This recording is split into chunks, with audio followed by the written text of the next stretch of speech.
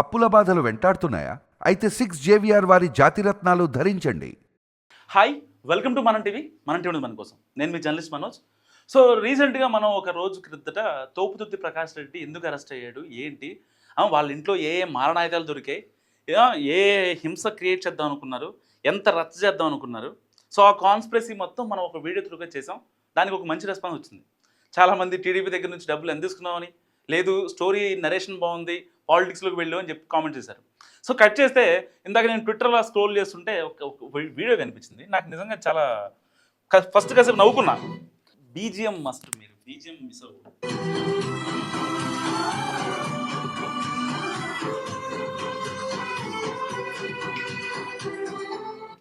Yeah, మీకు అర్థమే ఉంటుంది నాకు తెలిసి. జోలాలి అనలేదే చిన్నాడు నేను ఇప్పుడు ఈ ఊరి ఉయ్యాల. అసలు అంత పెద్ద ఎలివేషన్ నాకు ఇప్పుడు అర్థం కాలేదు ఎందుకు, దేనికోసం ఎలివేషను, ఏం చేసిన ప్రత్యాపారం ఏంటి. వీళ్ళందరూ నన్ను పాలిటిక్స్లోకి వెళ్ళి చెప్పి మాట్లాడుతున్నారు, కానీ ఇంతమంది ఎందుకు వచ్చారండి, దేనికి వచ్చారు వీళ్ళంతా? డబ్బులు ఇస్తే వచ్చారు.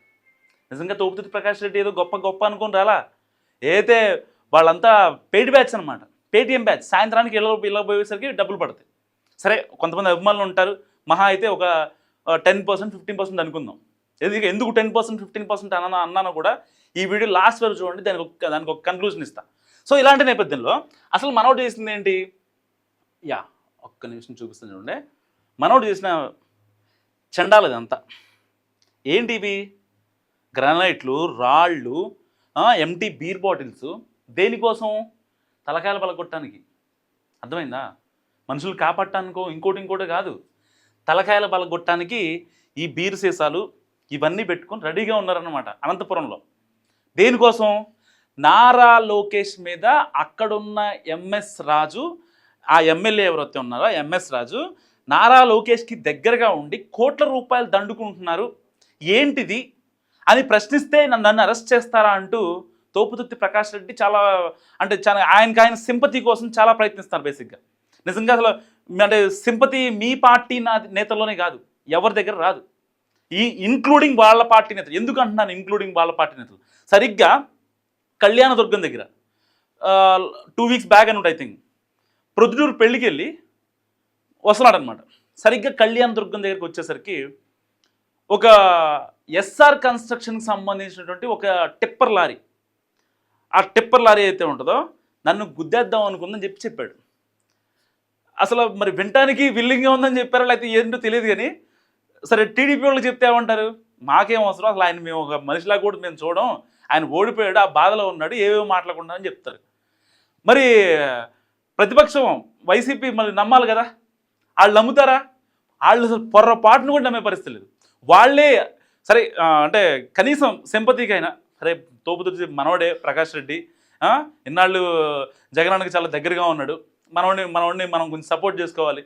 అట్లా చేస్తాడు కూటమి వాళ్ళు, మావాడిని చంపేద్దాం అనుకుంటున్నారా ఏంటి అని చెప్పి లబో దిబోమని అన్న నాయకుడు లేడు. ఒకవేళ తోపుదుర్తి ప్రకాష్ రెడ్డి ప్రెస్ మీట్ పెట్టి చెప్తే వినే నాయకుడు కూడా లేడు. సో ఇలాంటి నేపథ్యంలో మనోడిని అరెస్ట్ చేశారు. ఎందుకు? అక్కడ హింస జరగకూడదని.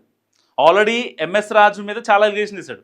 అయితే అనంతపురంలో తోపుదుర్తి ప్రకాష్ రెడ్డి ఉంటున్నటువంటి ఇల్లుని సో ఎమ్మెల్యే ఎంఎస్ రాజు కొందామని ప్రయత్నిస్తున్నాడని 2 కోట్ల రూపాయల 70 లక్షలకి ఎంతో.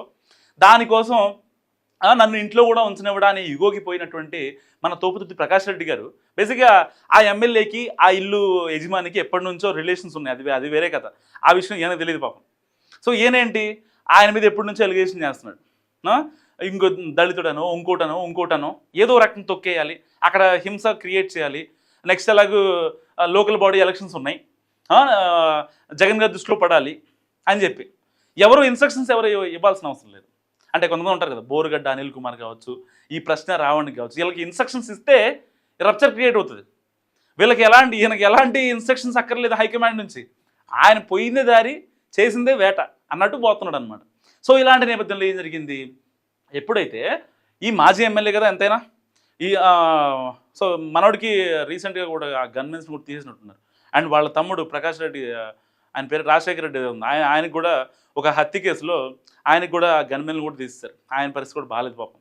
కేసులు కోర్టులు అన్నీ వెంటాడుతున్నాయి. గత 5 ఏళ్లలో చేసిన తప్పులు ఈయన ఎలాగైతే ఈయన మీద కేసులు కోట్లు అన్నీ పడుతున్నాయో ఆయన మీద కూడా అంతే ఉంది. వీళ్ళ పరిస్థితి కొంచెం బాగాలేదు, లో నడుస్తుంది అంటారు కదా. టైం బాగాలేనప్పుడు అట్టిపండు తిన్నా మనకి పన్ను ఇరిగిపోద్దని. సో పరిస్థితి లిటరల్గా అలా ఉందన్నమాట. సో ఇలాంటి నేపథ్యంలో మనోడు ఎలాగైనా సరే టీడీపీ వైసీపీ గొడవ పెట్టి ఇతని మనుషుల్ని వాళ్ళకి డబ్బులు ఇచ్చి రమ్మని చెప్పి వాళ్ళ సాయంత్రం కల్లా మందు ఆపించి ఆ తర్వాత గొడవ చేద్దామని ఫిక్స్ అయిపోయాడు. కానీ కట్ చేస్తే గొడవ జరగల, పోలీసు వాళ్ళు వచ్చారు. ఈవెన్ పోలీసు వాళ్ళు కూడా లోపల ఫస్ట్ వెళ్ళనివ్వలేదు. యాక్చువల్గా ఈ వీడియో పోలీసు వాళ్ళు తీసిందే, కానీ వాళ్ళు వెళ్ళనివ్వలేదు అనమాట. ఎందుకు వెళ్ళనివ్వలేదు? పైకి వెళ్తే బండారం బయటపోద్ది కాబట్టి పైకి పోనివ్వలే.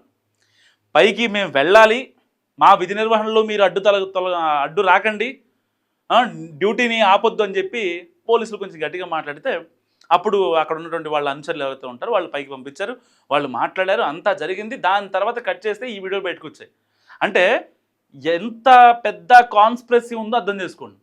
అసలు ఇష్యూ అనేది చాలా చిన్న మ్యాటర్. ప్రతి రాజకీయ నాయకుడికి వేరే పార్టీ వాళ్ళతో సవాళ్ళు ఉంటాయి, ప్రతి సవాళ్ళు ఉంటాయి. అది కామన్, క్వైట్ కామన్. ఎక్కడైనా జగన్మోహన్ రెడ్డి గారు చంద్రబాబు నాయుడు గారు తిట్టుకుంటారు, పవన్ కళ్యాణ్ గారు జగన్ గారు తిట్టుకుంటారు, ఆ వైసీపీ వాళ్ళు, ఈ టీడీపీ వాళ్ళు, జనసేన వాళ్ళు, లేకపోతే పక్క రాష్ట్రాల్లో కాంగ్రెస్ బీఆర్ఎస్ వాళ్ళు తిట్టుకుంటారు. అది క్వైట్ కామన్. కానీ ఇక్కడ ప్రాబ్లం ఎక్కడ వస్తుందంటే ఆరోపణలు ప్రత్యారోపణలు ప్రజాస్వామ్యబద్ధంగా హేతుబద్ధంగా ఉండాలి, ఎవరైనా యాక్సెప్ట్ చేస్తారు. కానీ మరి హింసను ఎవరు యాక్సెప్ట్ చేస్తారు? దీని మీద కనుక తోపుదుర్తి ప్రకాష్ రెడ్డి కాన్స్పిరసీ కావాలే కుట్ర చేస్తున్నాడు అని చెప్పి కనుక కేసు పెడితే పరిస్థితి ఏంటి? దాన్ని మళ్ళీ వేరే విధంగా రుద్దుతారు. మళ్ళీ మొదలుపెట్టేది మీరే, ఆపేది మీరే. మళ్ళీ వేరే వాళ్ళు ఒక మాట అంటే మాత్రం తట్టుకోలేరు అనమాట. ఏంటండి తప్పు కదా, ఇలా మరి ఇట్లా చేయకూడదు కదా, ఈ బీర్ బాటిల్ ఏంటి, ఈ లోకం ఏంటి, రాళ్ళు ఏంటి, ఎవరికైనా తగిలితే పరిస్థితి ఏంటి, స్పాట్ డెడ్ అయిపోతారు. కనీసం 100 బీర్ బాటిల్స్ ఉన్నాయంట. 100 అక్కడికి ఎవరైతే ఆ ఇంటి ప్రెమిసెస్లోకి వస్తారో ఆ గ్రనైట్స్, ఆ రాళ్ళు ఇంటి బయట కూడా పెట్టుకున్న రాళ్ళు. ఎందుకంటే ఒకవేళ టీడీపీ వాళ్ళు కనుక ఎక్కువ వస్తే, జనసేన టీడీపీ వాళ్ళు కనుక ఎక్కువ వస్తే గట్టి కొట్టేద్దామని ఫిక్స్ అయిపోయారు వీళ్ళు.